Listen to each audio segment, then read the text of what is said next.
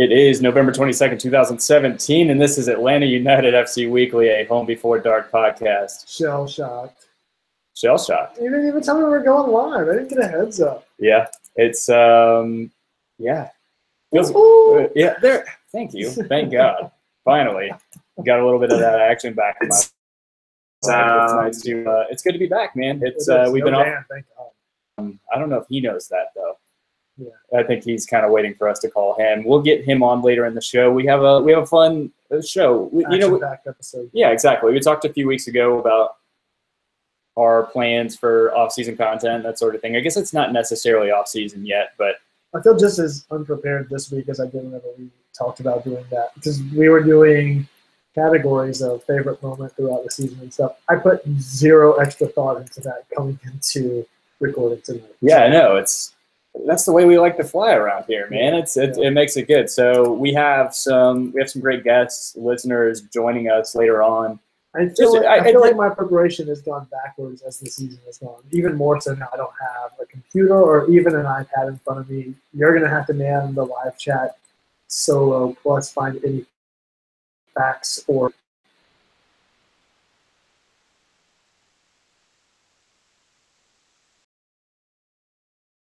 it took a long way to get back to that point. What do you mean? We get laundry. For those who don't know, I had to open up a bottle of wine tonight, but did a Kevin special. Just rather, if you don't, pro tip, don't have a wine bottle opener.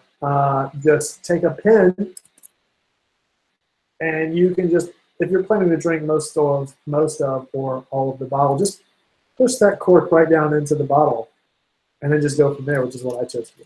Yeah. So but in doing so, careful for the splash. It's like standing too close to the urinal. You do that, you got extra volume in the wine bottle that wasn't supposed to be there, which is what happened to this shirt, which I had red wine spray all over. Luckily enough, you were over here in the laundry, and you could wear a tank top while we play FIFA. It worked out great, yeah. Yeah, no, it was great. You guys missed my 6 skills on FIFA.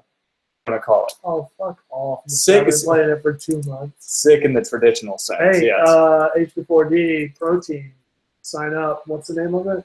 It's just Home Before Dark FC. Yeah, they need to add Gartface, Gartface on Xbox. We have, I think, 9 or 10 revolving members right now. Going to be 11 this Friday. Hell so yeah, man. Black Friday, I'm snagging it. Yeah, we have, we got Black Friday coming. Kevin's finally going to get FIFA. I think, yeah, like I said, $30. Dude, it's great. You mad, bro? Yeah, a little bit. No, because I think I got a pre-order on Amazon. It was only $40-something if you pre-order through Prime. Yeah, so it's good stuff. No, but it's fun. We've been having a ton of fun with it. We're in Division 7 right now, so we've been promoted 3 times.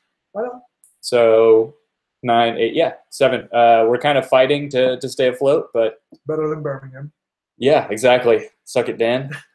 I mean, we've had a little bit of news in the Atlanta United realm recently while we've been gone, and I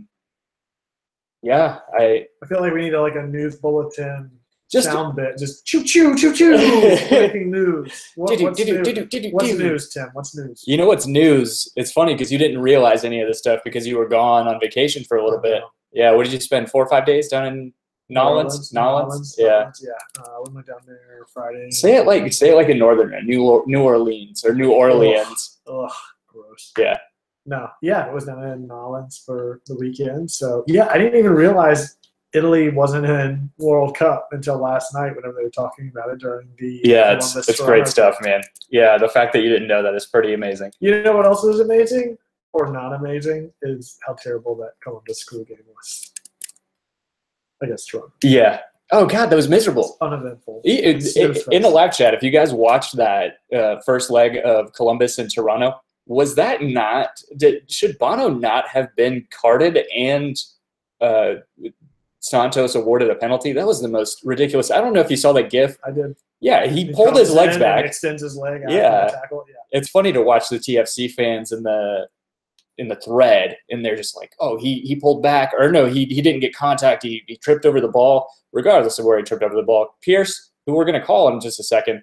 First up on the list. Yeah, he's first up on the list of our listener show. Speaking of which, some of you need to know we've had some technical difficulties. Tim has upgraded his phone. I've got this fancy phone, so we use this cool little audio splitter that works off a 3.5 millimeter jack. And typically, I would use my phone to send our mix from the mixer to my phone, and then back from my phone into the mixer.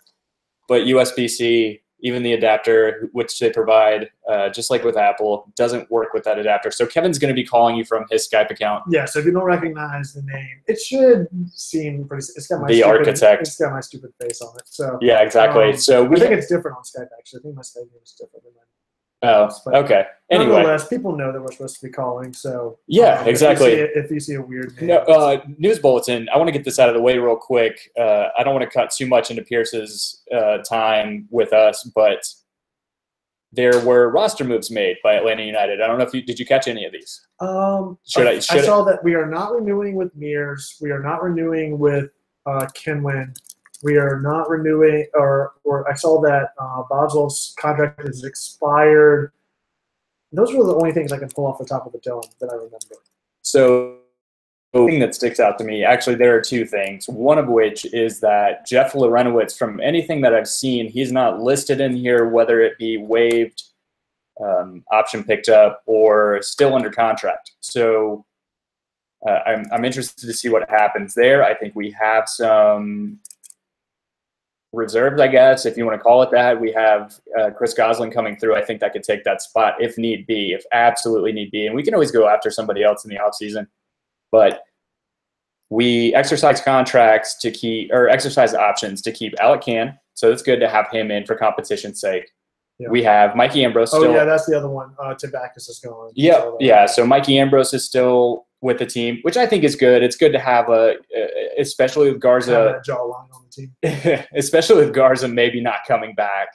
Gressel got the two rookies got their contracts or their options and their contracts exercised between Gressel and Wheeler Amanu, who we didn't see at all really last year. We saw a little bit against Charleston in the Open Cup. I'd be interested to see how he factors in next year. I mean, he's a center. He could play central defensive mid, so he could step in for Lorenowitz. What happens there?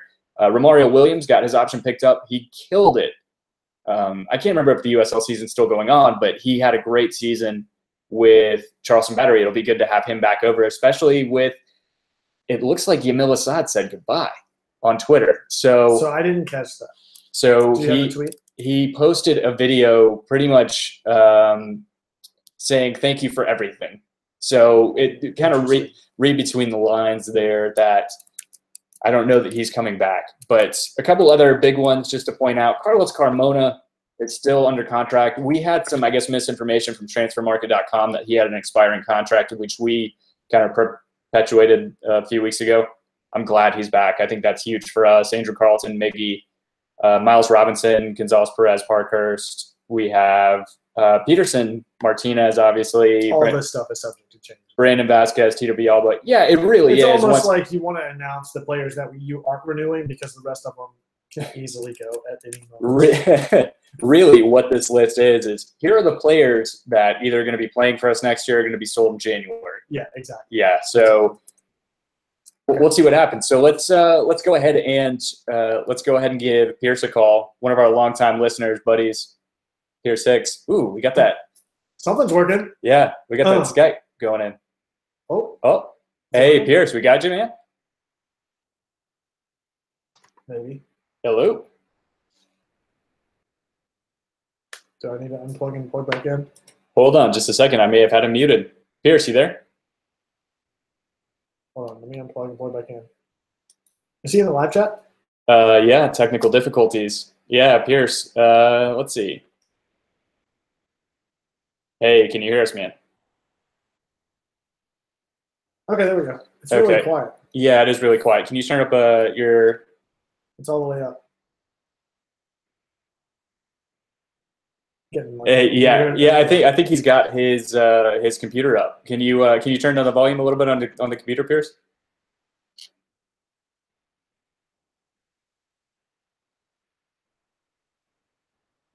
Not getting him.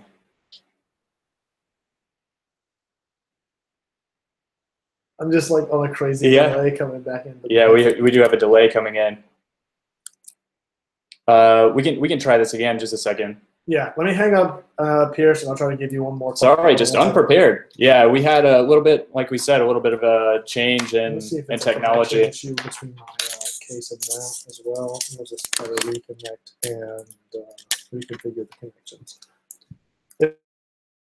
If not, next on the list, we got Devin calling in, so just be on your two.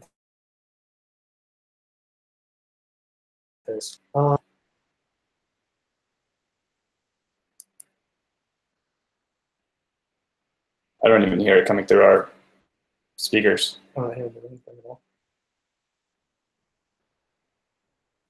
Yeah, I mean, we got you a little bit there, Pierce. Can you hear him? Barely. Huh. Hold on. We're going to figure this out one way or another. Yeah. Try it again. All right. Damn it. Give me 2 seconds. Kevin, just talk to the folks. Okay. So Pierce, Tim's going to try to work through the technical aspects of the mixer. Every time we do this and reconfigure it, we end up having to switch something or reconfigure something. So we'll get it worked out. So yeah, like we were just talking about, I think all of the trade rumors or any contracts are sort of null and void until January because all these players are subject to change. We obviously hope that Assad sticks around. I think that's in the best interest of the team, and which is weird because we've heard so much about him sticking around. I almost question, was that smoke and mirrors from the... There's not just that, but you always heard rumors coming into the season that Velez Sarsfield kind of rushed him out of town as if he were really an underperforming player for them, that they were really kind of looking to get him off the books. But it looks like maybe... well, I wonder if like you start saying those things to sort of increase his draft stock. Isn't that sort of the what's the Lamar Bell approach to LeVar Ball? LeVar Ball. Yeah, maybe so. I don't know, man. The whole thing with that is that he really didn't play well for Velez Sarsfield. His dad's a legend at the club and that sort of thing. He had huge expectations. So I don't know. Maybe they see. Again, this is all speculation. We're really looking at. I don't know, man. It's reading between the lines of a tweet is kind of difficult. I mean, it's right. I don't know if it's necessarily the best thing to do here. So, I don't. I'm trying to untangle these cords. Sorry about that. But at the same time, I want to talk about this with a couple other people because I really think we're all right if we don't bring back Assad. Obviously, it's a huge luxury. It's a gigantic luxury if we're able to keep Yamil Assad. Because I don't find a loss of as detrimental to this team as losing someone. I mean, in a lot of ways, we've benefited from what this team has had to undergo throughout the course of this season, in that we've had to see a lot of depth and a lot of rotation in every position, whether that's Gressel coming in as the number 10 or Gressel over on the right wing in place of Villalba swapping out, or the Martinez injury. I mean, all of these things, we've seen all these players in and out. We're not obviously going to have to replace the whole roster. So from that perspective, is Yamil Assad irreplaceable? I don't think so. I think that he has been one of those players that he's consistently been in, and so it's tough to not see him there. However, I don't find it impossible to replace him in the way that I think it would be difficult to. Okay, well, we're definitely working now. Oh, yeah, God. Sorry to blow you guys' eardrums out like that. That was, woo! Sorry. That's pretty miserable.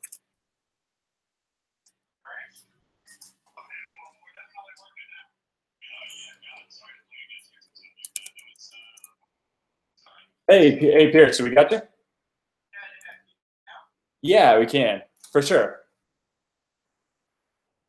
That's hey man, no, it's good, man. It's good to put a voice to the face in the name, man. It's you've been with us the entire season. Love calling you out, all your input on the show, man. It's good to have you, man. Yeah, man. So how's it going? Doing well?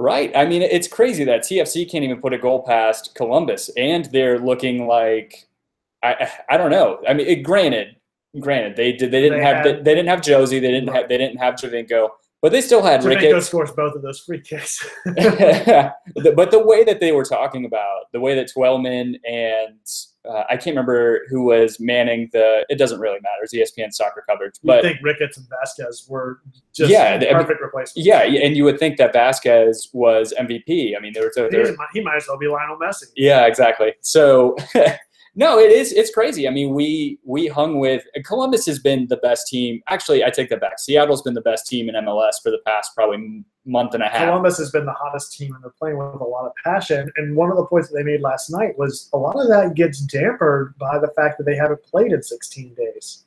Yeah, that's for sure. So I mean, we're feeling the same way. I mean, the withdrawals suck for sure. What do you think about these roster announcements, man? Anything stick out to you?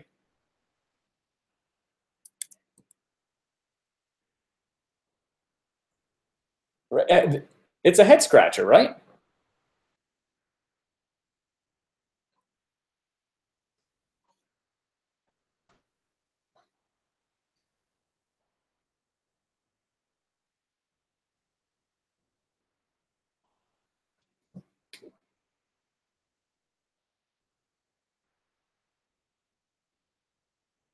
Yeah, it seems like there's to me maybe there's some faith put in Wheeler Amanu. Maybe they think they can transition him in the same way they did with Walks. I don't know, but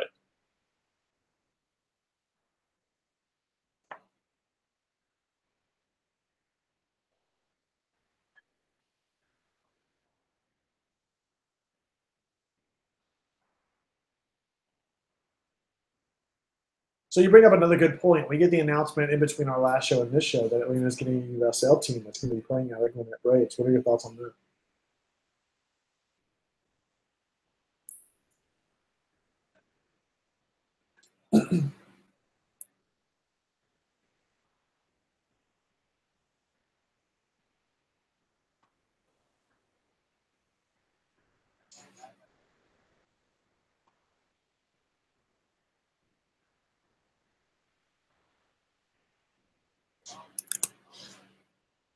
I think I'm most excited about that exact point, that it'll give our youth play time outside of just having to be in. And even players, I mean, honestly, you look at, I don't know how that's structured, how you can pull them in and out. Maybe you know better than I do, Tim. I honestly don't. I don't know a whole lot about USL. I mean, like with MLB, you can send a player out to Gwinnett Braves for a couple weeks and then pull them back in. Well, that's the thing. I know we sent players to Charleston. We didn't pull any back. So we didn't pull back Romario Williams, even though, honestly, during the downtime, if that were a possibility, I would feel like we would have done that whenever Joseph Martinez was down for a long time. But at the same time, having them in town and not having to put them through all that wear and tear and back and forth and allowing players like Carlton, or even, I mean, my mind goes to Tyrone Mears, where he's gone though. No, I know. Oh, gotcha. I'm trying to say retrospectively, had the USL taken place this year, whenever he's not playing, you're at least keeping him active and getting him reps that at least maintain his draft stock, that whenever you don't renew, you can somehow trade or sell for a higher value than you would just not doing anything.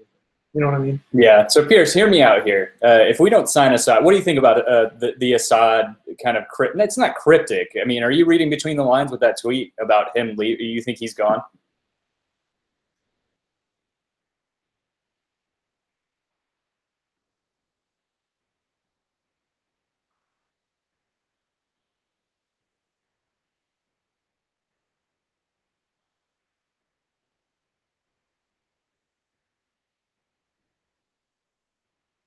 You're cutting out a little bit there, Pierce. Sorry, what were you saying? You're not reading into it?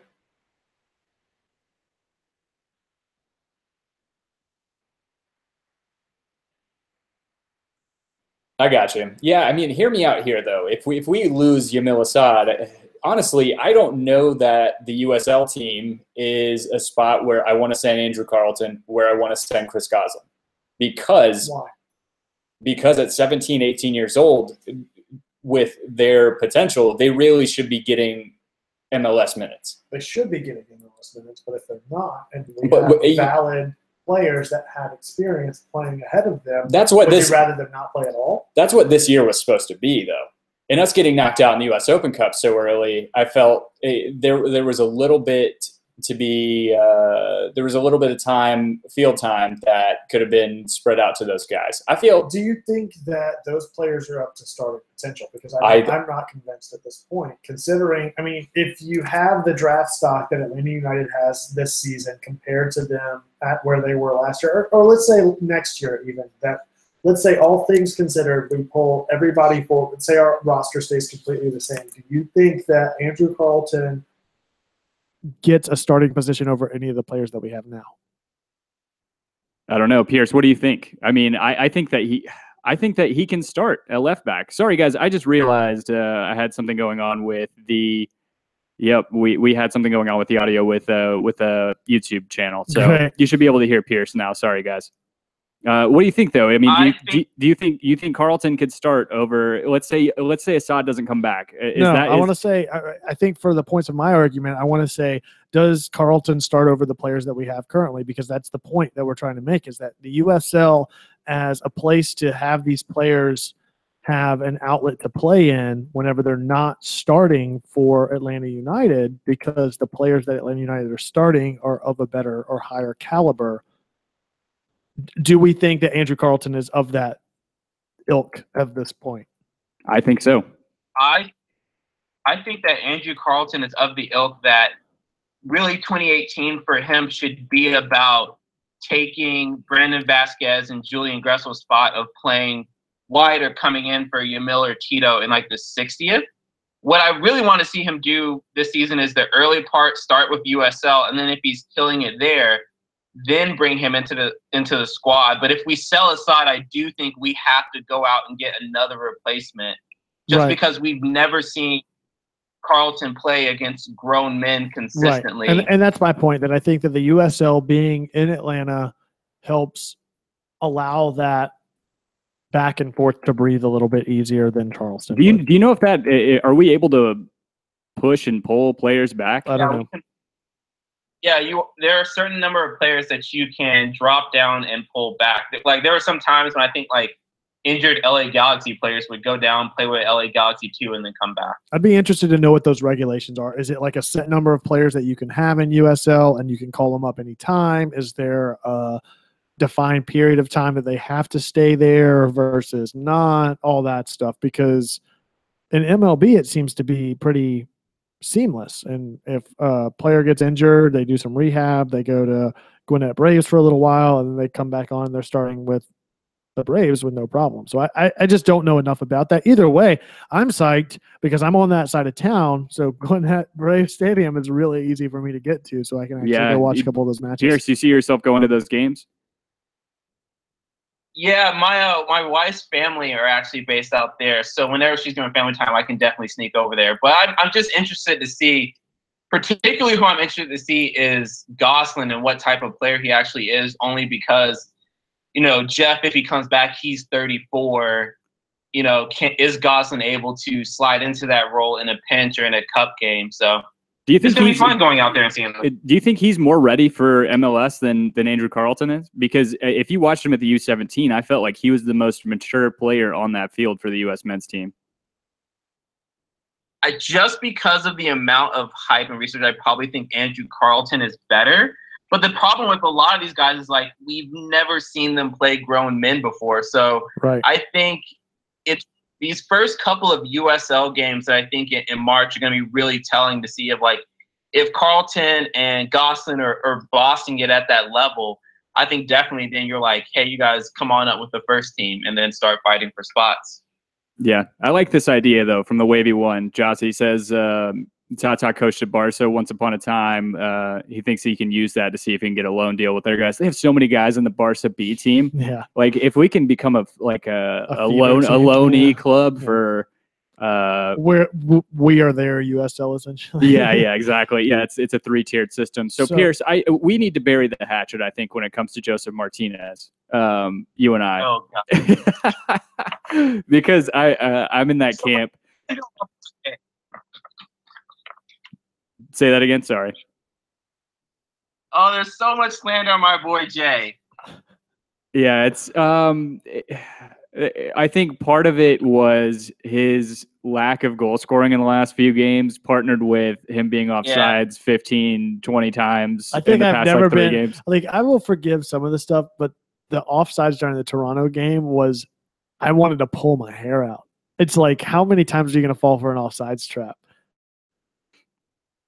I don't know, but I'm in the same boat with you, Pierce. I love the guy. I give him a hard time. I think mainly I'm harder on him because he's supposed to be our best player, if not our second best player. And to see him kind of lollygagging at times, it's a little frustrating. But you still expect big things from him next year? I'm guessing. I don't think he leaves.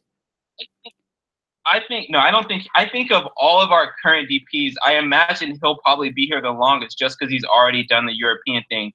And I do understand that his form fell off towards the last handful of games, but I want to give him some slack for that. Just because of the postseason interviews after he lost to Columbus, it was truly about him being very gassed and tired towards the end of the season because he did play almost all of every game. So because he delivered for us more times than not and his form fell off at the end, I'm willing to give him a bit of a pass. I don't really care about, like, his attitude or if he's like a prick, because I mean, Ronaldo's a prick, but like, they're great players. But I definitely agree with you that he fell off towards the end, towards form. But I think next season, I think him better than he was this first season. Right, as that canned commentary from FIFA for the past 15 years. What is it? It's form is temporary, class is permanent. So we'll see his return to form. It's only a matter of time. And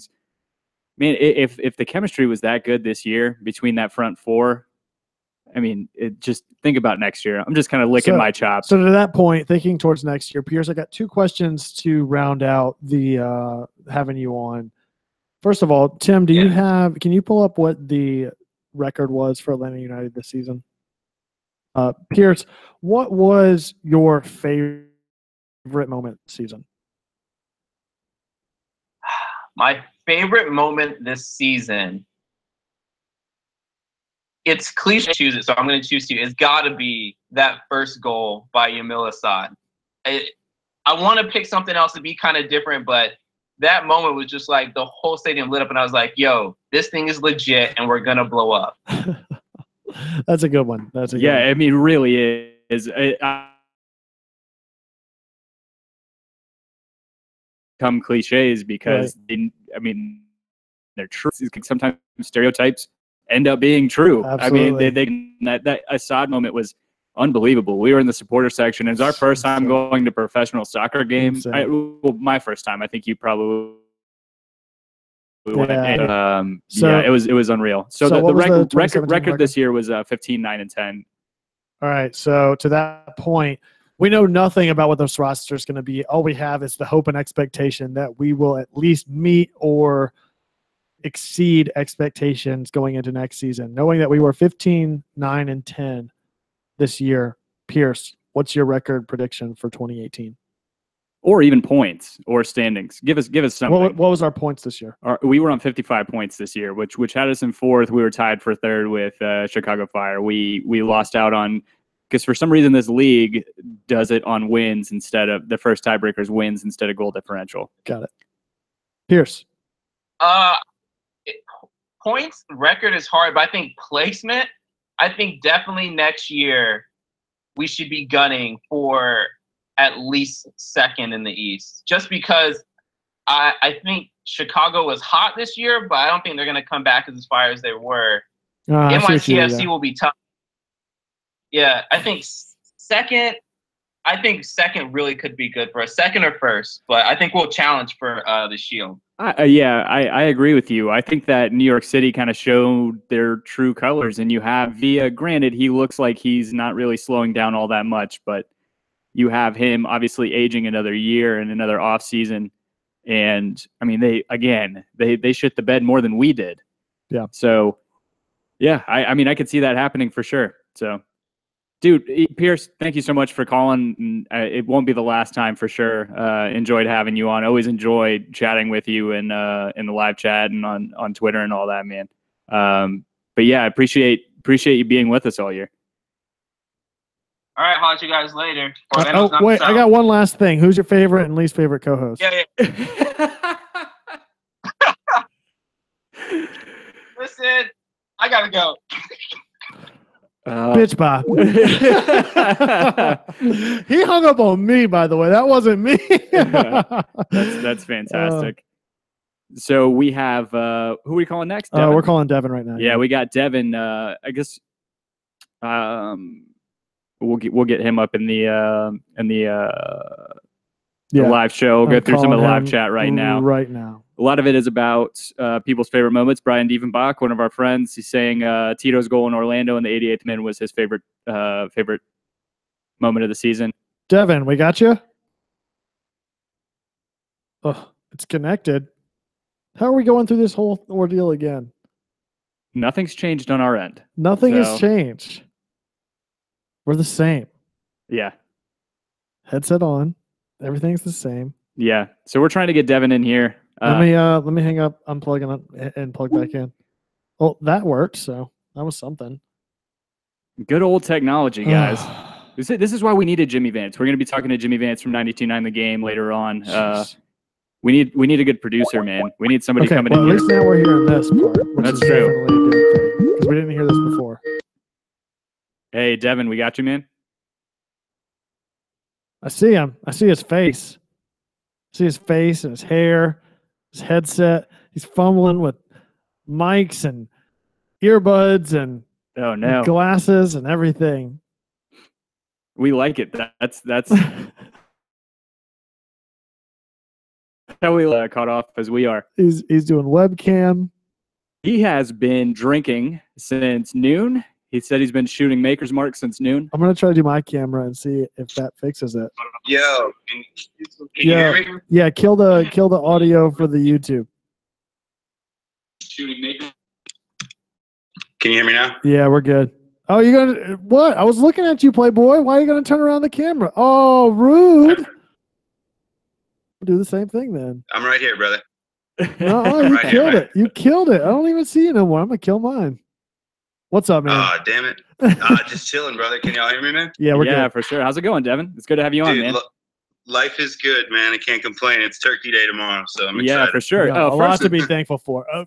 Yeah, I was going to say, before we even start this, we didn't even say what we're thankful for this year, Tim. No, we didn't. We'll do Thanksgiving at the end of the show. Devin, first off, we should have started that. Every guest needs to say what they're most thankful for. First off, I need to nerd out for a second because of that tweet that Devin put out that he's listening to intervals. I fucking love it. Yes, dude. Nice. Yeah, man. Yeah, dude. Gotta give the shout to Aaron Marshall and the boys, man. I was on a big classical kick today, and then they kind of rounded out the evening. So, dude, sometimes that's the best work music. That or somebody like Pliny, like putting that shit on. Yeah, Pliny's amazing. Big math metal guy. Dude, all that good, Sean and Polyphia, and explosions, all that stuff. Yeah, man. So how's it going? You feeling all right? You started shooting Makers at noon. Is that right? Yeah, I told you, man. I do voiceover, so everything's been all about Black Friday sales and getting to your local car dealer to buy shit you don't need. So that's what I've been doing all day.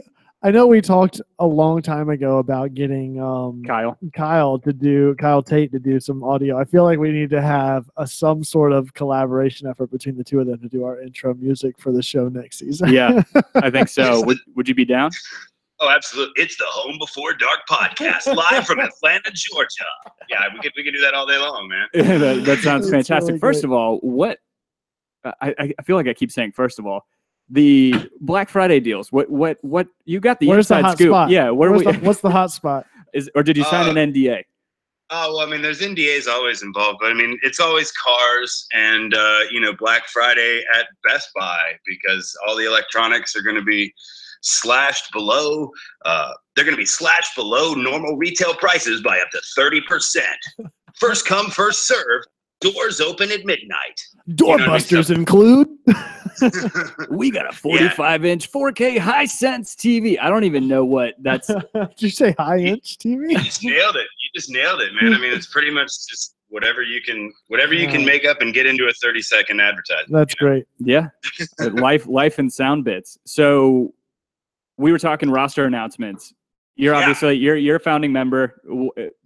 So we'll talk in a minute, favorite moments and all that stuff. But I mean, anything stand out to you? Pierce was talking about the Mark Blum release being kind of shocking. The thing was interesting, because I mean we're not heavy. I mean, it says to me that we're really going to go heavy for youth at defense.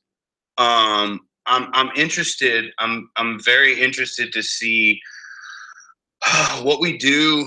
Why was Boswell brought in? I don't know that it necessarily says that we're going heavy for youth on defense, or that the front office has an intent to keep Greg Garza there. Well, I don't know if Garza is going to be able to get out of that deal with his Liga MX club, and I mean, there's just so much up in the air. Like I heard you guys talking about Assad earlier, and there's a lot that's up in the air with those situations to where, again, like I said, my biggest question was, Harrison Heath and Bobby Boswell. I was kind of hoping that Boswell would have more of an impact, and to me, it looks more along the lines of he was kind of brought in to maybe be a coach and an absolute emergency player. I mean, what did he? I mean, for the amount of money that we paid him. Well, I guess we didn't really pay anything for him, right? That was all DC. Yeah, but it was the third round. It was the third round pick in the the TAM money and the For me, it's kind of one of those things. Like, he's a serviceable player. He's definitely a coach on the field, and I think George Bello is going to play before some of these other guys. And I think you are going to see a youth movement. And, we're going to be active. We're going to bring players in. I'm not as well versed in the Argentinian league as I am in, say, the Premier League or the Bundesliga, but we seem to have a link with Newell's Old Boys, and it's kind of in Tata we trust, right? I mean, we're doing what we're gonna do, our style, which is completely different than every other way that's been done in the MLS before us. Because before Atlanta, the MLS, as we know, was a retirement league.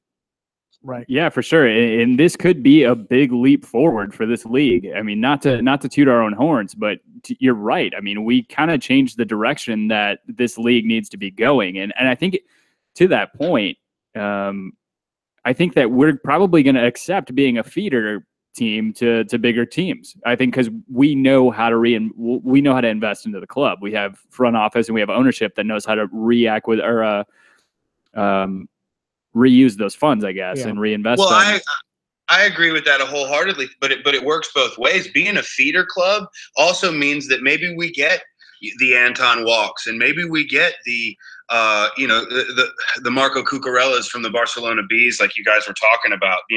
These guys that on FIFA I go and I raid because I know that they're the 17-year-olds that are going to be amazing, the Sim de Jongs and the players that aren't ready to be at Barcelona, but maybe if they came to MLS as a 17 or 18-year-old and played, and really played against, I think our league is improving, and that's attractive to maybe some guys that otherwise wouldn't be getting first team appearance. I think the expansion side of that is only a testament to the league improving, and that with us continuously growing at the league and bringing in not only new teams and new cities, but new players is only going to help benefit that. I mean, yeah, for sure. You got to think about how young this league is too. We're only 20-something years old. Yeah. I mean, we can't expect to be along the lines of the Bundesliga or Premier League, or you could say all you want about the Premier League being whatever 20. What would that be? 1992. But at the same time, I think conversations are taking place right now based off of things like Pulisic coming out and talking about players not traveling to Europe at 16 like he did, and having to wait until they're 18, and what that 2 years of development did for him, and so on and so forth. I think these sorts of conversations are happening now, especially after the USMNT's loss and disqualification. It's not really a disqualification, but not qualifying for the World Cup. All of these things are going to start to help benefit and change the face of soccer. And yeah, you got to think about the US. Here's the thing, though. You guys see that the qualification is a negative, or the non-qualification is a negative. I see it. I see it as a positive. Don't get it twisted. Okay. I see it as a positive. Yeah. I can't We're on the guarantee same anymore, link Tim. then, It depends on the day. Here's the thing. It's both, and a coin has two sides. And I've said this. It sucks in the interim, but the fact of the matter is this team needed a roto-rooting like never before. There are some older players. There are some people that obviously we can talk about a certain center back that had no absolute purpose on that field. We can talk about goalkeepers that there was no reason why they should have been there. We can talk about uncapped goalkeepers that should be capped in that game so that they could be on our national team for decades to come. But that's all water under the bridge. This makes 2022 a complete youth movement project, and it gives us 4 years to focus on it, which I think is amazing. Agreed. So were you talking about Jesse Gonzalez not being capped? Absolutely. It's ridiculous, man. I think he's better than Horvath. Obviously, I don't think he would have had that same gaff that Horvath did, and Bill Hamid was great. But yeah, I think it's an absolute positive because I feel like this not getting in is just as bad as 2006, or 2006 is just as bad as not qualifying, where we get absolutely wrecked. No chance. Yeah. You stand no chance, and especially with our situation with FIFA, we all know what kind of a governing body it is. You're going to end up in that group with Portugal and Nigeria and Argentina. You're going to be in that group of death because we always are, or you're going to draw Brazil in the second round if you manage to scrape through, because we always do.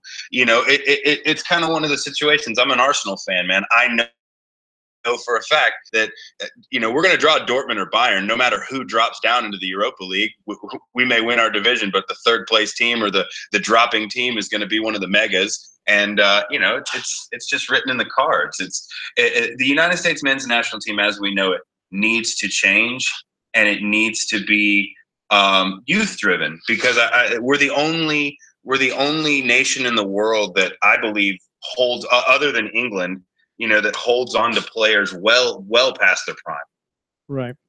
So, last two questions before we get off of here.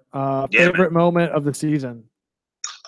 Dude, man, I everybody's going to reference some certain ones, but I think that when I'm going to throw it out to the fans, man. Bobby Dodd Stadium, Houston, pouring rain before there was the delay, and Chinhua Hawks' mic went out, and we sang the national anthem. That's a good one. And also in that game, remember, we had been begging Miggy to shoot. And he got the hat trick that game, right? And he was amazing in that game. And I think that was kind of one of those things where he came out and said after the game the fans wanted it, and I wanted to make them happy. So I thought that was amazing. And where do you see this team at next season? We finished up this season 15-9-10 with 55 points and in fourth place. Yeah. So where do you see us at next year? Everybody's got to have realistic expectations. I think we overachieved slightly this season. I had predicted earlier that we would finish third, but I think we had a little bit more points than I expected. But I would like to see us somewhere in the 57 to 60 range, because there were some ties that we had that could have been wins. So fighting for second, fighting for a bye, I think would be where we're at. Great. I love it.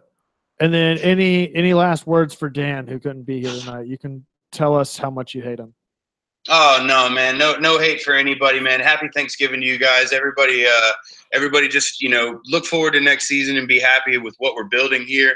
And I'm excited to see what we can do in year number 2, man. You guys be easy and eat your fill, and I'm gonna get back to these White Russians. Oh, we're gonna do all that. So. Yeah, for sure. Yeah. Thanks for coming on, Devin. Thanks, we man. appreciate it, man. Thank y'all, man. Be easy, guys. All right, man, take it easy. All right, so I unplugged it first this time. Let's see if I can get it to work this time by doing it this way. And if you guys don't know Pierce or Devin, if you guys don't interact with them on Twitter, they're great to get along with there. You can find Pierce at @cursive_kid, and you can find Devin at Devin 4 real. It's Devin spelled DEVON. Check that out. He's got interesting ambassador to Nambia. So is his Twitter name. I could talk USMNT all day. I feel like we need to have a special episode about USMNT. That game against Portugal gave me so much hope. Christian, do we got you? Hello. Hey, what's up, guys? Hey, what's Hey, up? Christian, we're being joined by one of our buddies. When did we meet? Probably second game of the season. Yeah. I think pretty early on, I guess. Yeah. Yeah, man. Thanks for joining. I mean, I talk to you pretty much every other night now because of the FIFA Home Before Dark FC Pro Club. But how you doing tonight, man? I'm really good, and I'm really excited that Kevin is going to join in on the action soon. Dude, you don't want that. He played FIFA for the first time in years with me earlier, and I was beating him. Oh my god! And he was raging. So I was not raging. Well, maybe some fire and some passion will burn. I heard you guys need a goalkeeper. I'm really good at taking it out all the way up. Yeah. Just going solo all the way from the backfield. Oh man. So wait, did you guys make yourselves? Yeah, we did. Yeah. Well. Yeah. Well, not really. I'm Ginger Jermaine Jones is what my guy. Christian's got big ass red dreads. It's fantastic. He's like this big barreling forward that just destroys shit. Who do we have playing center mid? We have Patrick and we have Jay, right? So who? Yeah. Oh, yeah. So it's already taken. Yeah, we have two. We play it. We change formations occasionally, but we have like I'm up front. We have Kendrick Brock over on the right. Who's left mid? That's usually Christian. Yeah. Great. And then Dean. I don't even know this room. And then Dean plays center attacking mid. Who's the manager? just I would say make whoever you want because there's hardly ever a time where all of us are on at the same time. Oh, that's a good point. Yeah, Kendrick. Whoever you want and Kendrick in the chat just said, "I think left bench is available." So oh, fuck off. So yeah, first of all, that team is fucking fun to play with, and then it's really fun. Yeah, but next, I mean, we've been asking Pierce and Devin. I mean, the roster announcement has been kind of the big thing aside from the USL club. Anything stick out to you with that? I'm a little surprised about Blum. I thought he added good depth, but other than that, no real surprises. With some of the rumors going around, Franco Escobar, I would not be surprised to see us go 3 at the back next year. Ooh, interesting. I don't know if I like that. The games that we played at 3 back was pretty scary. But if you think about it, though, if we're really grooming Miles Robinson to be some sort of center back replacement, if nothing else, does that fit into a Tata system? Sure, I don't see why not. I mean, you could press even more that way. Yeah, and but it's he doesn't kind of have all backs. Go ahead, Christian. I was just saying it's kind of all the rage right now. I mean, Chelsea's been doing it. You've seen Arsenal start to do it at the end of last year and the beginning of this year. I think that's kind of just where the fashions of soccer are going lately. So I mean, we saw it at the end of this year. So Franco Escobar is kind of a center back, right back hybrid. So to see him play on the right side of a 3-back defense, I think would be perfect for him. And maybe Parkey in the middle and LGP on the left, and maybe Garza pushing up on that left wing back. And honestly, I don't know who on that right wing back. We might be a little stuck there. Yeah, I mean, do we make Tito into Alex Oxlade-Chamberlain? Do we make him a right wing back? Ugh. I don't think that fits his style at all. I think you play 2 at the top at that point with Joseph and Tita. I agree with that. And maybe Gressel on that wing back position, or maybe we pick up somebody else. Who knows? I feel like we almost have to pick up some. I don't know anybody in this lineup that necessarily fits that. No, I don't either. And it might be a youth player that we haven't seen play, but at the same time, you don't want to rush them in like that. Right. What do you think? We were talking earlier. What do you think about Carlton? Do you think he's ready for MLS, or do you want to see him delegated to or designated to USL team? It really just depends on the Assad situation. I mean, he might be forced into that role sooner than Tata wants him there, but I'd like to see him start off in the USL and gradually be called up, because he hasn't played with grown men. I think he needs to do that for a little bit in the USL before he does it in MLS. I just feel like maybe I'm just used to seeing Gressel in that midfield, but it's pounds to play that role. I don't know if him putting on 10 to 15 pounds is beneficial to his play style. That's true too, but yeah, I don't think so either. I think he's shifty and has a lot of agility, and I don't think adding weight.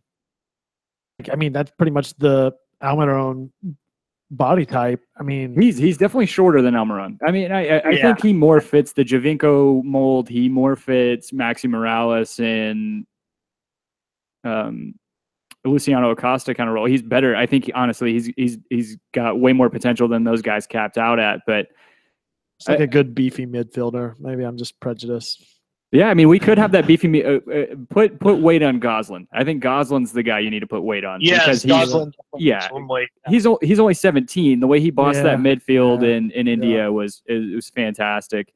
USL predictions in terms of name. What do you think? I mean, we haven't talked. I feel. Naming rights. I didn't even. Yeah, think about I feel that. I feel kind of bad. We didn't ask either Pierce or Devin about what they expect the team or what names you guys have in mind for the club. Well, on Twitter, I posted Atlanta United to Bagel. I think I'm sticking with that one. I like it. I'm going to throw mine into the ring, and it might with the current political climate. Cody Master says G Unit. I'm okay with that. Or ATL UTD 2 is kind of without the electric boogaloo. Not a huge fan of it, but. Or Atlanta United B, or whatever you want to call it. So political climate aside, if you take away the whole Russia situation, everything that's going on, there's a team called Lokomotiv Moscow. Okay. And the whole motif that we have around the choo-choo train, around that's why I said Atlanta choo-choos. Yeah. I like Lokomotiv Atlanta. I think we kind of steal that, but I really doubt that happens. Yeah. I got nothing. You got nothing? I have a feeling that it's going to just be anticlimactic Atlanta United 2 or Atlanta B or whatever. But I don't think it'll be Gwinnett United or some shit like that. No, I'm on board with you, Christian. I think it makes too much sense from a branding standpoint. They don't want to take away from that. I mean, they don't want to create too much of a division, you know? Right. Yeah. And I know you guys were asking earlier about rules about calling players up whenever you want. I think that it is an open system like that to where you can just move players up and down as you see fit or as you need. That's awesome. So it really does act like a U23 squad, say in England, where you have your 30-year-old players, veterans that are coming back from injuries, and they'll play a couple games over there to get fit. Exactly. Yeah. Yeah, I'm happy with that. Yeah, it is kind of crazy that we have two other professional soccer teams in the city between the Silverbacks and Georgia Revolution, and we're adding a fourth in there. But so plastic. Now, what I didn't think about is whether during the U.S. Open Cup, I don't think like your B teams can play in it. Am I correct? No, you're probably right. I don't think I've seen the likes of Orlando City B or LA Galaxy 2. I don't think I've seen those teams playing in the league or in the US Open Cup. And it makes sense because what happens whenever those teams end up playing each other? Right. Yeah. Yeah. We have some other ones. Gwinnett City FC, Terminus Atlanta, hashtag Orlando's not the South will be the will be the name of the team. Still better than Orlando. It's still better than Orlando. Brian Diefenbach, good point. He said I loved Kansas City's Swope Park Rangers name. He also likes Outcast FC. But AT-Aliens, we can go with that. All right, so Christian, what was your favorite moment of the season? Ooh, this is a tough one, and I've been thinking about it a lot. I'm gonna have to go with in Orlando, The MLS goal of the season. That's right. You were there. I forgot about that. We called you on the way down there. That's great. Dude, I was watching on TV with my parents and Angie, and all of a sudden, like, that happens, and I come back, and they're cutting to you, the fans, and I know. He's on TV. I pause it. I say, I know him. I know him. Of course, that's his favorite moment. Weird. Of course, my favorite moment was the moment I got on TV, and there were tweets about it for like 2 weeks. No, really, just that moment when the ball hit the back of the net, and we just went crazy. I mean, and there was a lot of hostility between us and the Orlando City fans, and as soon as it went in, I mean, we just went crazy. It was almost like I blacked out for 30 seconds. Like, I had no idea what kind of celebration. I would have been blacked out way before that point. So you made it longer than I would have. Yeah, pretty close. My favorite moment, and I talked about this on Twitter as well, was these Orlando City fans that were in the section right next to us. These two kids, maybe about 8 or 9 years old. As soon as we started celebrating, they were just crying so hard. And their mother was like, it's okay. And then they were yelling. These 8-year-old kids were yelling obscenities at us, and I couldn't help but, like, this is what soccer's all about. While I want to laugh, I think the most heartbroken I was this year was walking out of that stadium after that Columbus game and seeing a kid with his head down, just emotionally devastated, and his dad like having to console him about it. It just doesn't. He's got a long road of sports fandom ahead of him. That was my least favorite thing, is I didn't see enough of that. I saw too many happy people leaving the stadium during the Columbus game, but that's a discussion we've already had. Here's my take on it. I mean, I was very disappointed in how it ended, but I wasn't mad at I mean, I thought the team played hard and they gave everything. I wasn't mad at any of that. I was just sad that it was over. I mean, This whole ride of this first season was amazing, and I wouldn't have traded it for the world. And just for it to be over was really sad. I mean, it's a big part of my life. So yeah. I agree. So it's great that it's become that way, right? And we're making friends, man. I mean, I see we don't even ever have to coordinate. Like, I'm walking around outside every time at the tailgate, or even outside in the fan village, and I see Christian walking around. And I'm like that with Jay. I see Jay more than anybody else for some reason. Yeah. No, it's great. It's definitely bred friendships, and it's awesome. So looking towards next season, what do you see for this team? Looking at the record and points and standings, looking towards next year. I think the least amount of points we get is 60. I think that's our basement. I like it. And I'm feeling very confident. I think maybe we did overachieve a little bit during the season, but it just gave us a taste of what we can achieve. And I think we'll do that in our second year, being more experienced and bringing in new guys, and Tata second year.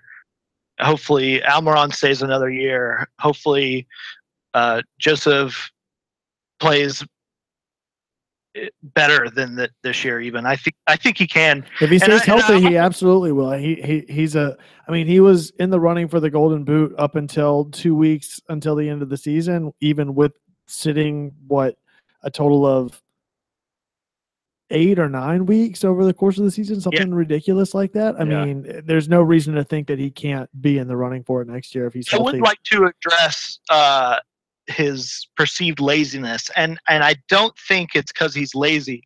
I think because of how he plays, he counts on the defenders losing track of him. And so when he slowly goes back to that defensive line to get back on side, it's harder for the defenders, unless they're looking at him at all times, to keep track of where he is. So I think that's part of his game, and I'm okay with him. That's interesting.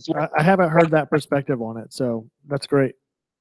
Well, Christian, thanks. I mean, looking towards this Thanksgiving season, we're thankful for all of you guys. You especially, you welcomed us with open arms to that. I think you were the first listener tailgate that we actually went to. So Thanks. Oh yeah, that was so long ago. Wow. I know, man. Yeah, that it was great. That was at what did they call it? The Cop. The Cop, right? Yeah, Yeah. Centennial Olympic Park. Yeah. So thanks a lot, man, for coming on and sticking around with us all season. Where can they find you at on Twitter? Christian D. Mills. Awesome. Christian D. Mills. Yeah. Thanks a ton, man. And we'll obviously. Thanks for having me. I love coming on and can't wait for another season. Yeah, neither can we. So until next time, man, we'll see you later. See you. He's a great dude. Yeah, like you said, I mean, we walked up to we put out feelers whenever we first were. We do that for every game, mind you. So if any of you guys are out at games and want to hang out and kick it, put a face with a name, I mean, we're hoping that a lot of the stuff that started to build towards the end of the season with being out at Terminus Legion and stuff like that starts to continue into next season. I think we're definitely gonna be getting involved in more events and that sort of thing, and getting more invested as the season comes around. And no, it was really cool because he was like kind of the first one that was like, hey, come hang out with us and welcomed us to the tailgate. Yeah, it was fantastic.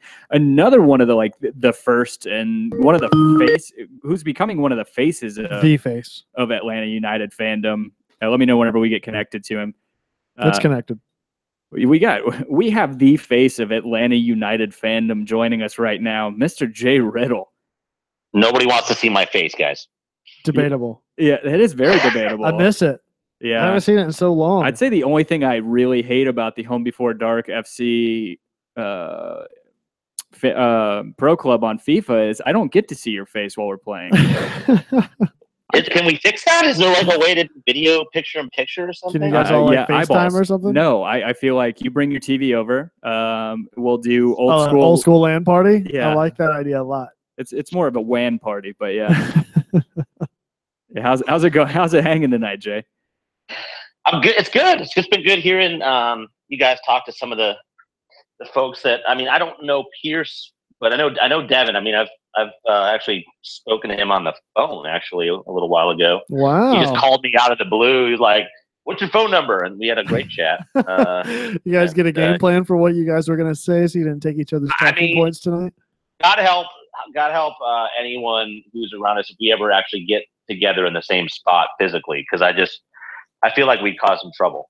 Yeah, I agree. I feel like we need a H4D like listener appreciation party at some point. We should have a soiree. Yeah. It's whoever has the biggest house, and I don't think I'm going to qualify for that. Dan, well, you're on the hook. Considering I'm running out 2/3 of mine at this point, I think I'm out of the running. Yeah, man.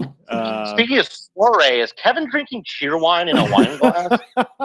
Wait, hold on. Was it you that didn't know what cheer wine was until a couple weeks ago?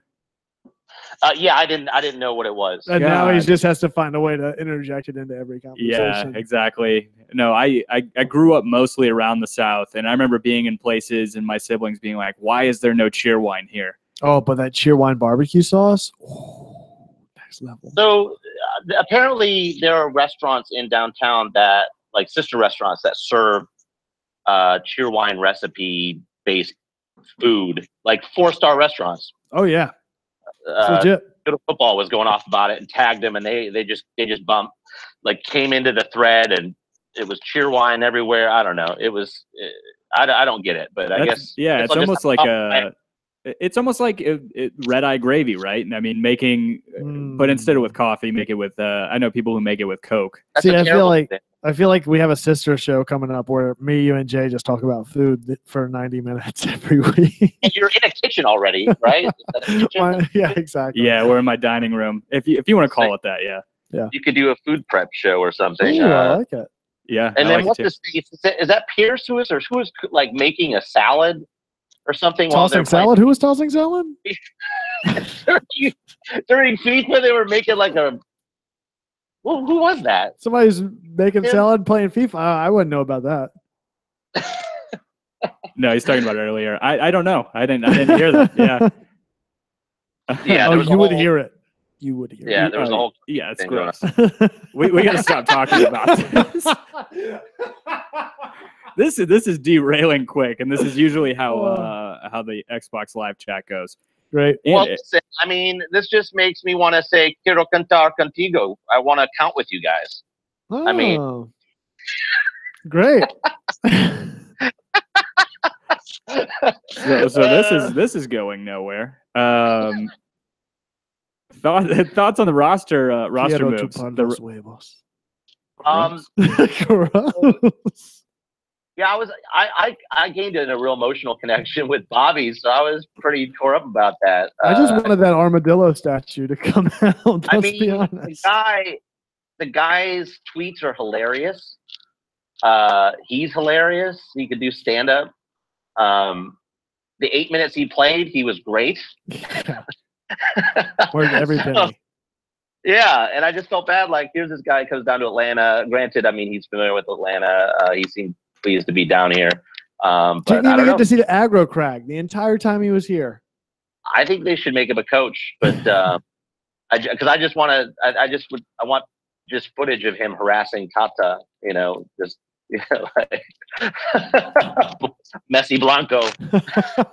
Is there any word on what's going on with him? I know in other sports you see that happen where they won't renew a contract, but it's just to renegotiate, knowing that DC was paying him a certain amount of money. Is there any chance that he does come back and he's just under different terms?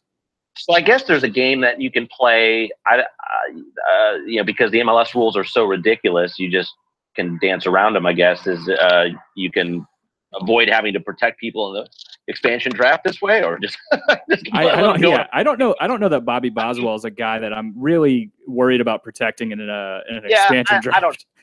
It's. I wonder if he'll get picked up again. I mean, it'll be interesting to see what happens. I think he's a guy that other teams may look at in similar fashion as how we looked at him, as someone that can be behind their main or their primary defender. Although I think he's probably good enough to. I think he's better than some of the defenders that we saw coming to Mercedes-Benz, to be honest. But yeah, I don't know. We'll see what happens. He's a good guy, so I hope good things happen for him. And as far as you know, Larry goes, it just sounds like simple contract negotiations going on. I'm sure he wants more money. He knows how well he did. He's got nothing to lose, right? I think it's valid. I think that's a valid negotiation for him specifically. I mean, with him being a little bit older and knowing what, like you said, his contributions this year, now's the time to approach that if you're going to. Yeah, I mean, he was a linchpin.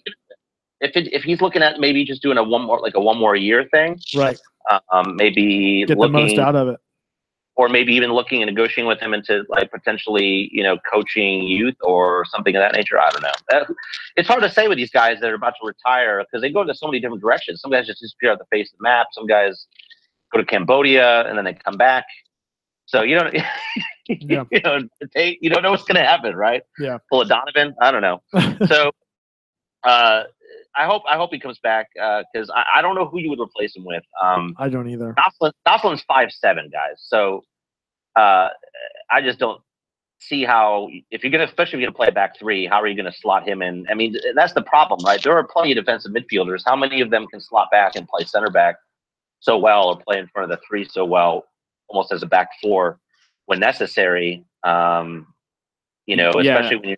I mean, naturally, I see Gosselin as a better replacement for Carmona than I do for Lorenowitz, because I feel like he's playing more box to box as opposed to playing that central defensive midfield role. Yeah. So, I mean, what do you do? Do you go, you know, what I'm surprised is actually we haven't heard more about like transfer rumors from, you know, the Paraguayan league, you know, like someone like a Christian Riveros, who's like one of 3 or 4 defensive midfielders for the Paraguayan league. I think he plays for like Olympia Acion, and, you know, sniffing out guys like that. I guess to me, the fact that we're not hearing any buzz around someone like a defensive midfielder role, I guess they either feel that there's enough to choose from in MLS.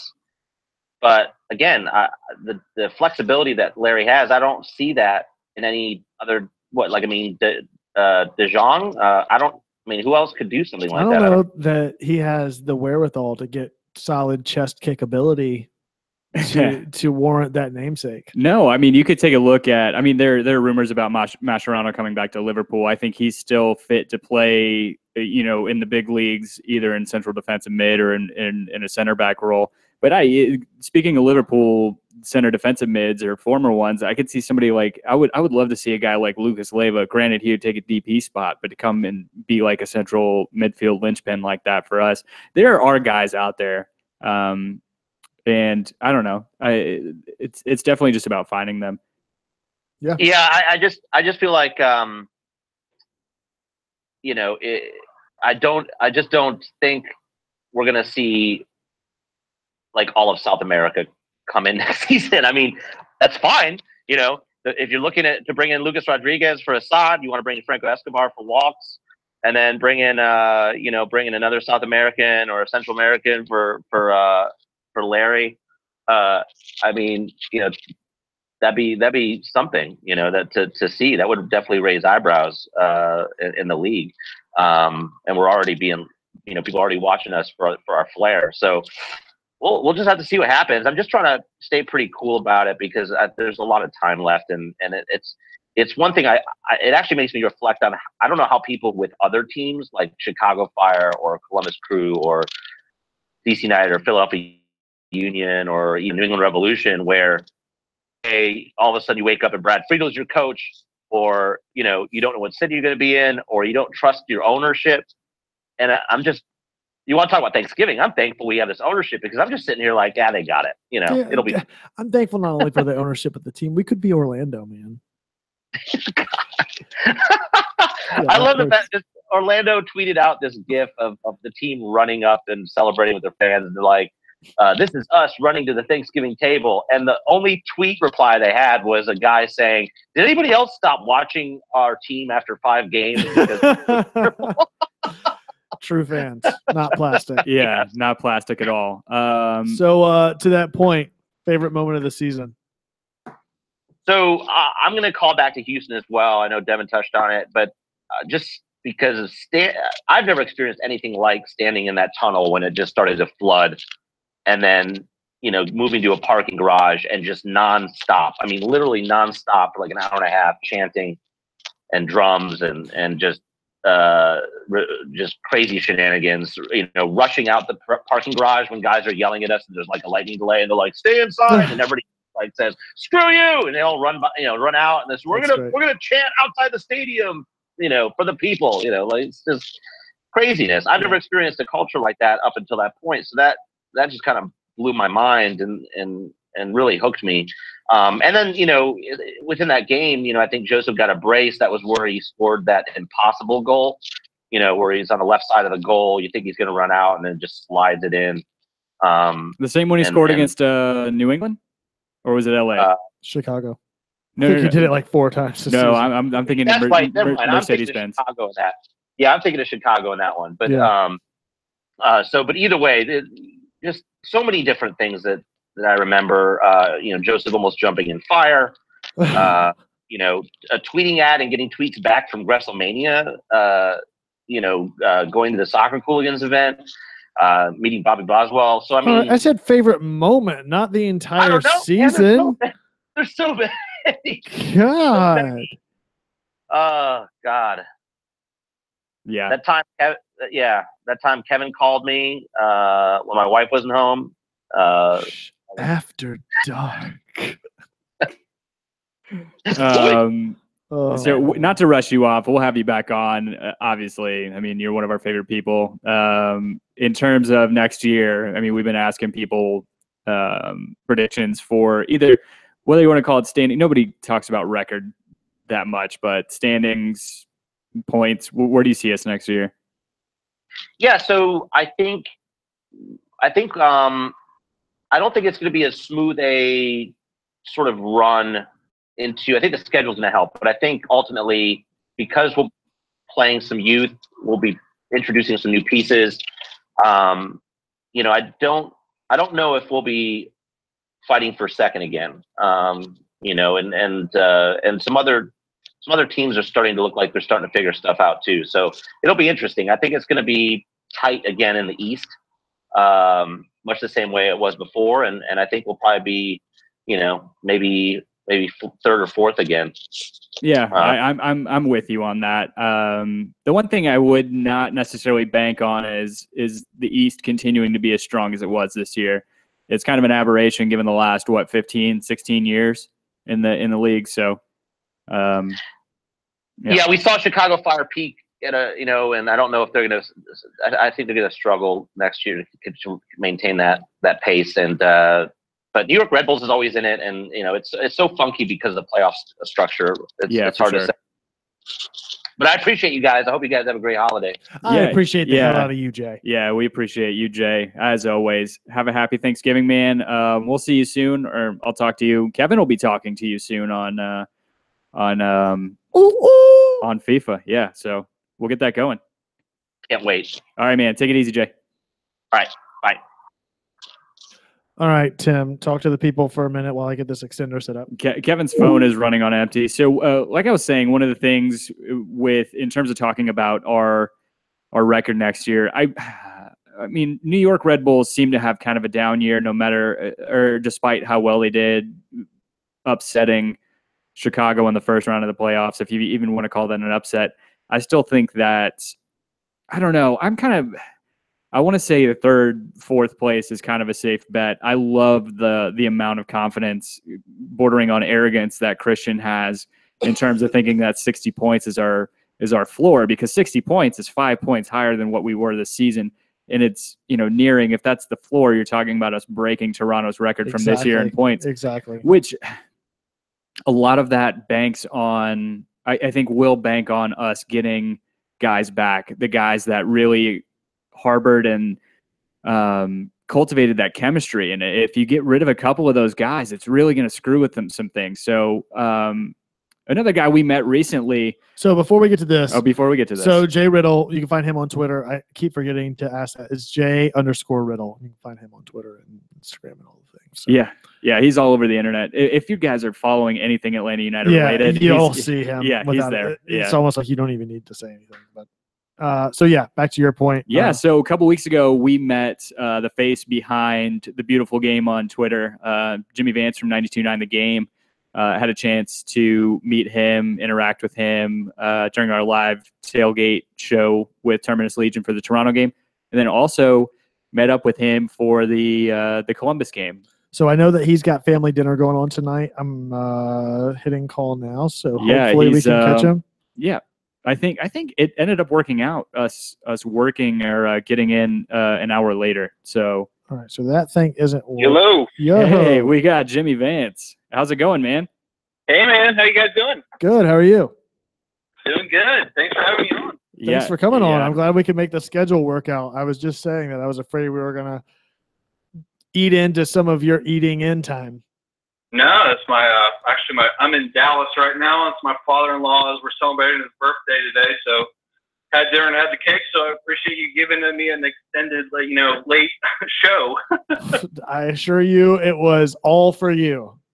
Yeah, I bet. Yeah. How you guys doing? Happy Thanksgiving. Yeah, likewise, man. Yeah, it's interesting whenever that happens. If your father-in-law has a birthday that's so close to Thanksgiving, it's like my mom has her birthdays a couple days after December. After Christmas. So it's always fun having multiple holidays to celebrate at the same time. So yeah, it's always good. Yeah. So no, we're doing well, man. It's good to be back. I mean, it's been a couple weeks. We've been scheduling conflicts and all that, and then there's been kind of some downtime with the season being over for us and the MLS playoffs being so terrible. I mean, have you been watching any of it so far? Yeah, I have. Been watching a little bit of it. It's just it's not the same without Atlanta United. You can't help but watch that Columbus game last night and be like, man, this would be way more interesting if Atlanta's in it. I know. Regardless of the break, I just feel like. I think the MLS would really appreciate if we were still in it too, with all the pre-court and all that stuff going on. Yeah, especially with all the awards and the fan awards that Atlanta United has won. Yeah, I'm gonna make those online polls. I think it's every one of them. At this yeah, point. for sure. Then what's crazy is the two teams that are fighting it out right now in a deadlock for the championship, for the MLS Cup spot in the East. We played the last 2 weeks of the season and we drew both of them. Yep. So I know.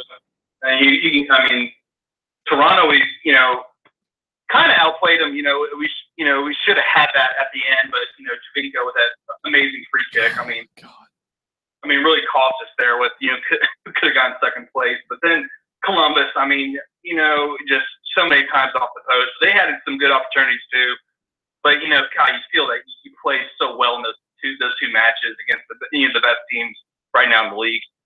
Yeah, for sure. So, I wanted to talk to you a little bit about your role. I mean, you've been at how long have you been at 92.9? I have been there about a year and a half now. I started last year in July. Okay, so you work with Dukes and Bell mostly, right? Is that right? No, actually, I do kind of all the shows. Like, primarily my role is I do a lot of the contesting, kind of ticket giveaways, and a lot of the on-air promos, kind of those commercials you kind of hear if they're promoting something event-wise or ticket giveaway-wise. I kind of operate that and schedule those and create those kind of promos. But then, so basically transitioning to Atlanta United is that we had a couple guys that started off the year with Atlanta United that kind of went away mid-year, and I was just kind of, I was one of the few soccer, we've got a couple of big soccer fans at the station, but I was one of the big ones. I was like, man, we should be doing more. And I was like, man, I kept on hearing podcasts, listening to you guys, listening out the South, or any of the podcasts. I heard a lot of them saying, I wish we would have Darren Eales on. We'd have Carlos Bocanegra and player interviews like Michael Parkhurst. And people wanted to hear the interviews. You're not listening to your radio all the time like I am. I listen to it all the time when I'm at the station, but I know how many interviews are going on, but a lot of people don't know what's going on in the game. So I was like, man, I need to put it online and start getting digitally more going on. So I just took the initiative. I asked my boss, and he was like, he let me run with it. So I've been running with that and getting more with the tailgating, with Terminus Legion, all the Footy Mob and the Faction, all those guys, resurgence, getting with their tailgate and getting 99 to get more involved in that because we do care about soccer. We're going to do a lot of stuff moving forward. So I was just thankful that I could just take it and run with it, and then then meet with you guys, get involved more in the community, the soccer community, which is fantastic. I mean, it's been great to see that too, and that was one of the questions I was going to have for you. I mean, if you've been there for a year and a half, I mean, that's one thing I've at least in the times I spend most. I won't lie. I'm whenever I'm at a game, just because it's constant local coverage and all that,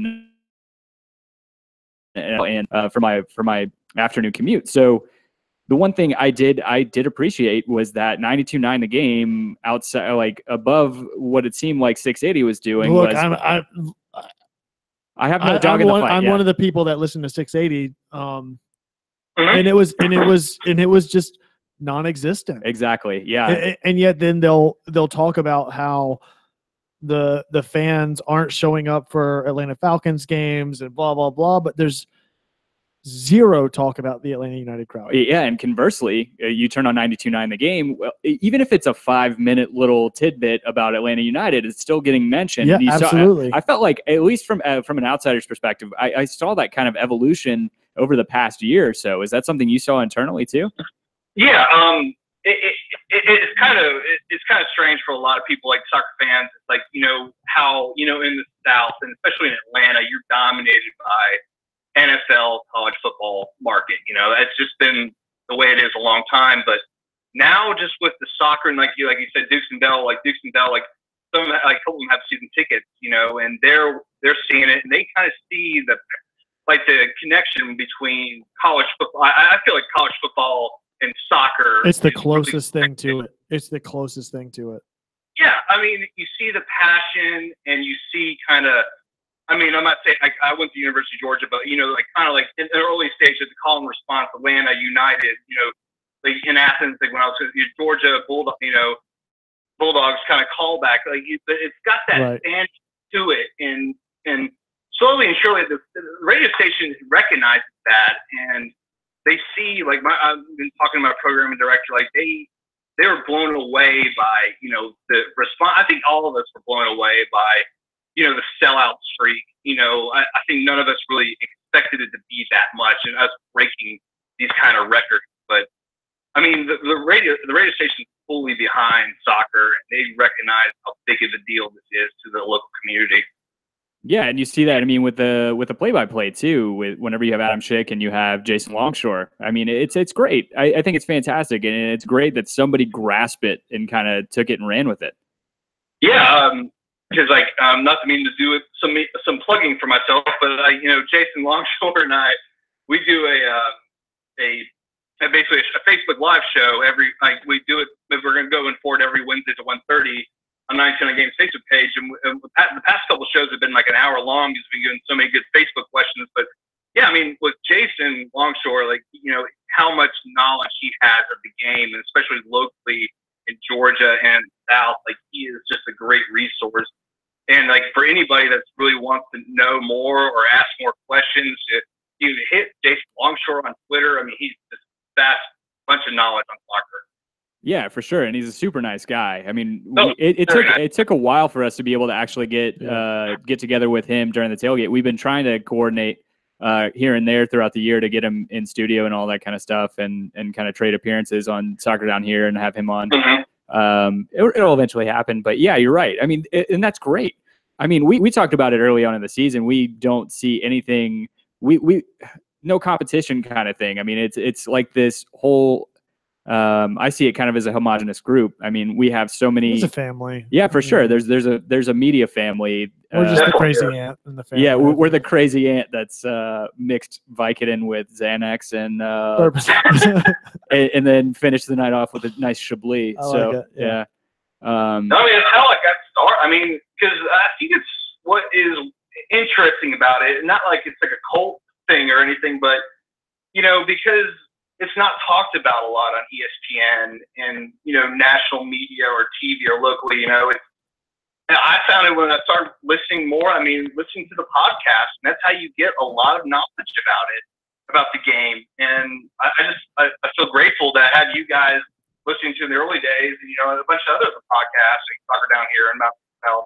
You get more soccer nerds talking about the team more. It is kind of a local community, right? So to that point, what was your favorite moment this season? I'm going to go a little different. I've heard of a few people. I know a lot of people saying the Orlando, the Alba's long distance strike and the equalizer at Bobby Dodd, but I'm going to go with our first win at Bobby Dodd for Chicago. That was a great game. I took one of my buddies, John, that's never been to a soccer game. I was like, man, just come with me, man. Check this game out. It's really fun. And I took him to the game, and you quickly win 4-0. It's unbelievable. Martinez, that last goal he had from that ridiculous angle. But it's just I saw my friend's reaction, the atmosphere. He was hooked. I mean, he bought gear that day. Been a fan. I've watched games with him. He's always calling me, or it's going to watch party going. If I'm not at a game, at a road game, let's watch it together. So just seeing one of my friends, a fan, I'm sure, a lot of people had that kind of, that feeling of getting somebody that's not a big fan that doesn't know much about the game, but taking them to their first match and letting them check it out firsthand, and become a fan instantly. That's really cool. Yeah, that was definitely a good game. That was a fun atmosphere. I completely forgot about one aspect. So Kevin snuck over to our section and was hanging out with us during the game and taunting. Yes. So this is whenever they still had the kind of the bulk seating. So we're kind of right behind our I guess our home goal, whatever you want to say. We're across right from below the jumbotron. We're right below the jumbotron, and right across from the aisle from us were this the visitors supporters fan or the supporters. Okay. Yeah. So until I think after that week, I don't know if they broke it up or what, or if just traveling fans didn't come in the same contingent that they did early on in the season. But the Chicago fans were the worst because we were doing the typical college to go back to college football, the typical college football thing. You pull your keys out at the end and start jingling them. And we were giving kind of the Miss America cupped hand wave and Yeah, it was fantastic. And then all of a sudden, dude just took a beer and chucked it a couple rows down from us and nailed the dude in the head. And that was it. Yeah, it was. But yeah, I mean that's kind of the thing, man. It was a ruckus atmosphere. I can understand. That was definitely a standout crowd, I feel like, and I can understand. You bringing your friend and him just immediately being converted and being baptized in that crowd. Middle of the summer too. Yeah, it was. I mean, especially after that Martinez second goal. I mean, from that angle, I was like, dude, the players freaking nuts. No kidding. So looking forward to next season without knowing what this lineup is going to be or what it may bring, what are your expectations going into next year? I mean, I was talking to Jason Longshore a lot. I mean, the expectations have to be, I feel, top two. I mean, the way we played this year with the schedule, with starting off, I forgot what it was. It was like, 7 out of the first 10 on the road, and then especially the last stretch of 8 out of 8 games. You still there, Jimmy? I think we lost you for a second. I think we may have lost him altogether. It's definitely seems to be on his end. Yep. There it goes. So competing for the Shield. I mean, in my eyes, I think we should be in the top two. Yeah, I keep wavering. Maroon stays. I mean, I think we should be gunning for that. I agree with that, but at the same time, I'll have separate thoughts after we get off of here. Yeah. So before we let you go, Jimmy, where can the people find you at on Twitter or Instagram? Yeah, and your show. Let everybody know where to find you everywhere. I'm at ATL Soccer 929, the beautiful game, and if you want to catch Jason Longshore and I, we're on the just subscribe to 929, like the 929 game Facebook page or subscribe to it, and we do a show every Wednesday at 1:30, and we recommend Facebook questions. So if you have any questions going on, transfer rumors, academy player questions, anything going on with the MLS or even the national team, shoot us a Facebook question, shoot Jason and I questions on Twitter, and we'll answer them on the show live. I mean, the past couple of shows we've gone over an hour, so, and this is the off season, so once the season gets kicking, people are going to have a lot more. But, yeah, find us there, and, feel free to ask us questions, Awesome. Thanks so much, Jimmy. We really appreciate it, man. Thank you so much, I really appreciate it. Have a happy Thanksgiving, and we'll talk to you next time. Guys. Have a good show. All right, man. Appreciate it. Bye. Just the nicest people, man. Jim is just the nicest dude. All right. Give me like 30 minutes while I put in this number for Dan, who we haven't confirmed. He's been kind of out of the loop. He's traveling too, as a lot of you guys. First of all, I appreciate all you guys tuning in, listening to me say, first of all, the entire show. And all you guys who subscribe to us on YouTube and tune in every week or every 2 weeks right now. We appreciate you guys. We are thankful for that. I'm not worried. We are extremely thankful for all the interaction that you guys have had with us throughout the season. The fact that we're still doing the show is completely because of you guys. All right. I have a Dan James number on here. Okay, we're going to give it a shot. Can't be reached at Skype. I'm going to call him on his actual phone. Call him on his cell phone. Yeah, for sure. And if he doesn't pick up there, then it's just not. So we have a new drinking game. Dean just came up. He said, take a shot every time Tim says, first of all. Oh, God. Yeah, you guys would be hammered because it's one of those things. And I think it's just a psychological thing especially whenever you're in a conversation like that, is you end up latching on to certain phrases. Yeah. And yeah. I don't think Dan's gonna pick up. He's probably asleep. If not, should we leave him a voicemail? We should. Yeah, we'll definitely do that. Daniel James, please leave a message and I'll get back to you. Guys in the chat, what do we say on the voicemail? Record your message. When you have finished recording, you may hang up or press 1 for more options. Hey Dan. Happy Thanksgiving. You're on Home Before Dark. We missed you. We wanted to have you a part of this show. We couldn't round out the show without you, but now we are.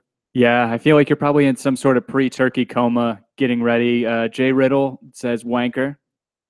He says happy Thanksgiving. As do I. I hope you're doing well, Dan. I missed you. I wish you were standing next to us during the show. Of all the things I'm thankful for, I'm thankful that you found a home here at Home Before Dark over the course of this season. Yeah. If nothing else, this has brought us back together. Absolutely. Yeah. So as a triumvirate. So have a happy Thanksgiving, man. We'll see you whenever you get back in town. Love you. All right, man. So looking forward to Thanksgiving tomorrow. Hell yeah. So you know the deal. What are you most thankful for this season? What are your favorite moments? What are your expectations going into next year? Couple things. I'm going to get kind of cheesy here. I'm very thankful that one of Angie's coworkers took a job in another place, and I was able to experience this season not only with you but also with her. Absolutely. And being able to, it's awesome. It was fantastic getting to do that and being with her in our section. And then I don't know, getting attached to this team, man. I'm just thankful that I think even if we would have shat the bed the entire season, I still would have been on board the entire way. Would you be though? You had such high expectations. It was playoff or bust for you. I did, right? And I'm Which thankful. Means I can't wait to hear your expectations for next year now. Yeah. So, I guess I'm thankful for that front office. Yeah. What about you? I'm thankful for this show. Yeah, legitimately, and it ties into my favorite moment this season. I mean, there's a game. I mean, the July 4th game stands out to me. It was just a special game for me, and it was an awesome time. And there's a lot of goals scored in that game. It was 6 total, right? It was 4-2. 4-2 San Jose, yeah. And but I mean, ultimately, my favorite moment this season was us sitting down after going to that first game and deciding to record a show dedicated to this team, and then subsequently making an entire separate show from our main show that we do, dedicated to Atlanta United, bringing Dan on board, and just the amount of people that we've met that are now lifelong friends of ours as a result of just crazy, a couple right? of months. Yeah. So, like I said, I'm just unbelievably thankful, and I couldn't be happier with where the show went this season, and the things that we were able to do, and the people that we were able to reach, and all the support that we've gotten from the listeners and fans that have continued to make us at the top of the list in iTunes and keep pouring out love on the ratings and Twitter and everything else, man. It's just, I just never would have expected any of that to happen for anything, it's just been and obviously the team was great, and all the experiences that went along with that just made it even better. But yeah, I mean, I'm just thankful for you guys, honestly. I am. I'm trying to find the words to say, because it's first of all,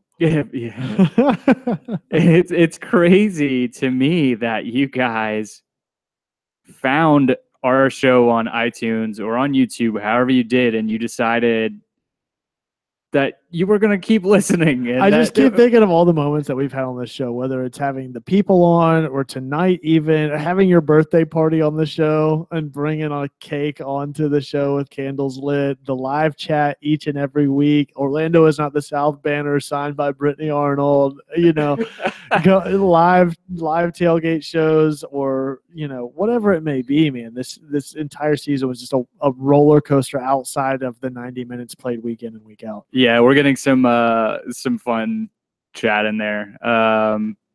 Dean said this is like going on summer break from school and saying goodbye. I feel like everybody needs to sign our yearbook. Yeah, no, I in light of the stuff in Alabama, I don't think that signing yearbooks is. I'm not comfortable signing a yearbook right now. Dean's saying, I wonder what this show will be like in 3 years. Cody Masters, I'm glad to see him in the chat too, saying Jeff Lorenowitz will be a full-time host after he retires. So, it's crazy, man.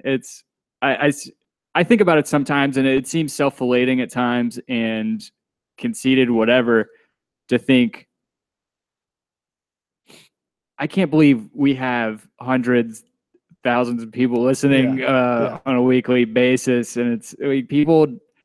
I hate listening to my own voice, so having two people listen, particularly my voice. So, No, I can't say enough. And so to that point, I still haven't forgot about you fuckers that I owe stickers to. I've got a stack of them. I promise they're coming out. Oh God, how many do we have? I think I've got 7 or 8 packages to go out in this. And to that, I really apologize. I will get them out. They're already. We already wrote letters and they're all bundled together. I just literally need to put them in envelopes and stamp them and address them.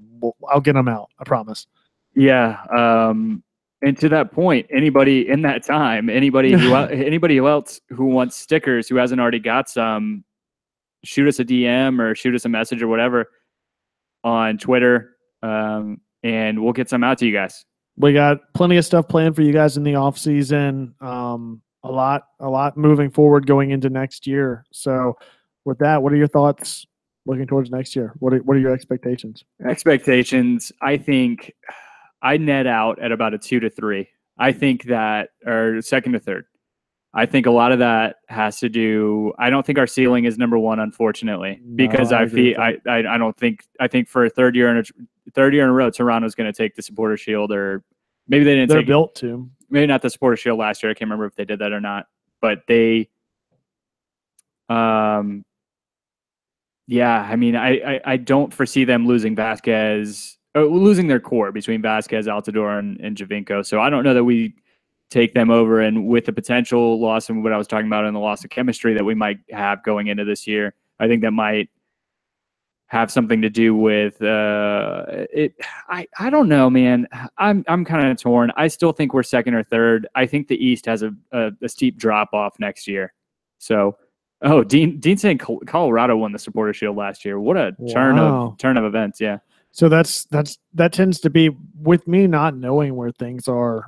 I'd like to at least see Atlanta stay the course. You know, I don't necessarily want to be overreaching and just assume that this team automatically goes to the top of the board. If this team ends up 4th or 5th, and I'm okay with that, and I think that's a perfectly reasonable expectation after the production and with the team in place. We're not going to replace all 11 starters. I think that there's enough continuity between the front house and coaching staff and the players that will return to create some longevity, and we have some depth on the field. So is 4th or 5th seen as a failure from the front office's standpoint and from the fans? I think as long as this team is consistently producing results and making the playoffs and at least having a fighting chance. I mean, it's not like we went into a knockout round and got blown out.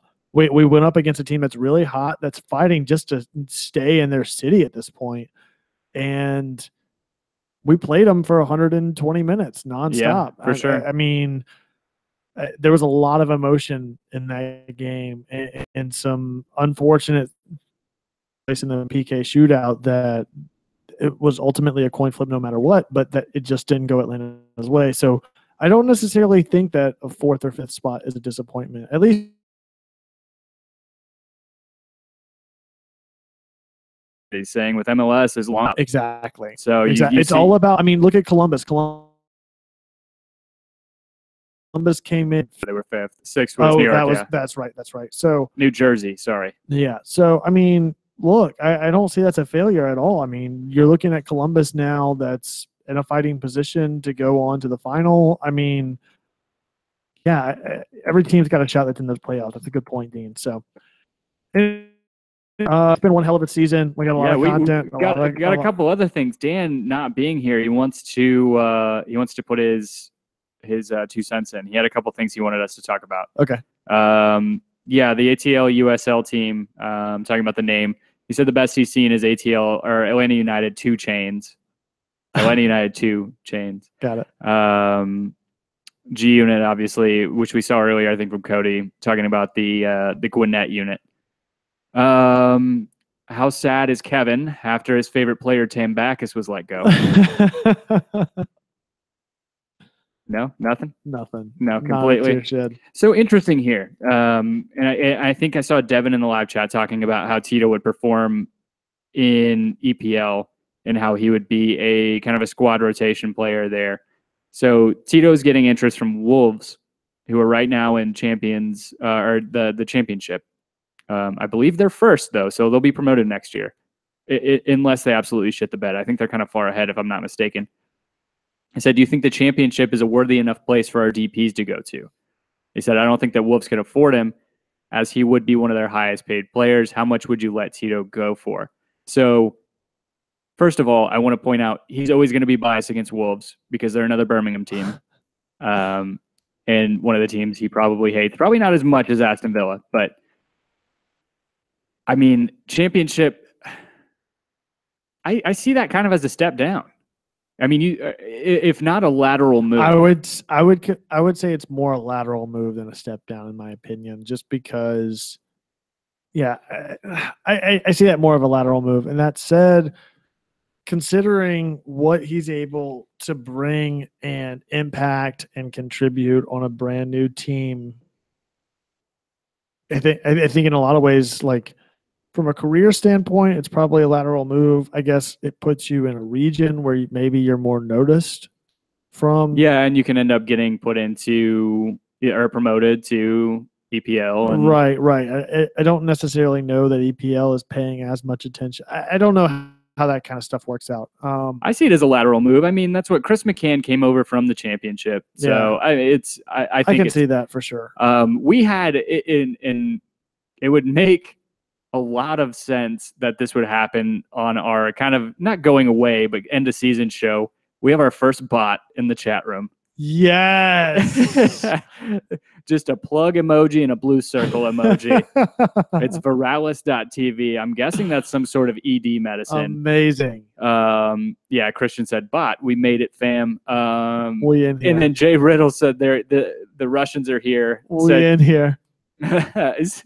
Said they're colluding with the Russians. I'm sorry, guys. Their social media espionage is so strong. Their strategy is so strong. They heard me talking about Lokomotiv Atlanta. No, Lokomotiv Moscow.